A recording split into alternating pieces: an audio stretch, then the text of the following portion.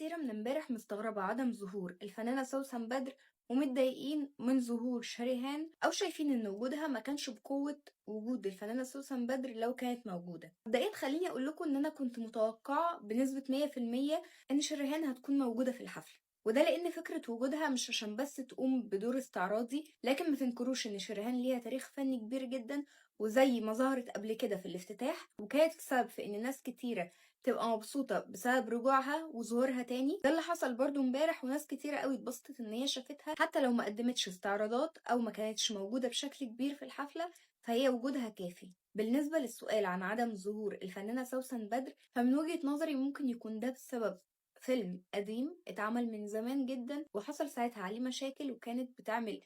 خاصة يعني فيلم دوكيومنتري وحصل على الفيلم ده تحديدا مشاكل، وعشان كده ممكن يكون هو ده السبب ان دلوقتي هي ما ظهرتش في اي افتتاح من الاتنين. مش انا لوحدي اللي اتكلمت في الموضوع ده، او مش انا لوحدي اللي شايفة كده، لا، في ناس كتيرة طلعت اتكلمت وقالت نفس وجهة النظر بتاعتي دي، وممكن يكون لأسباب تانية برضو. عامة انا حابة برضو اعرف رأيكم، هل شايفين ان وجود الفنانة شريهان ما كانش كافي او ما كانش موجود بالقدر الكافي اللي انتوا كنتوا محتاجينه، ولا فعلا ظهورها فرق وحضورها فعلا زي ما انا ما قلت بيسبب بهجة لكتير من المشاهدين والجمهور اللي بيحبها؟ احب اعرف انتوا ايه رأيكم في الكومنتس جدا.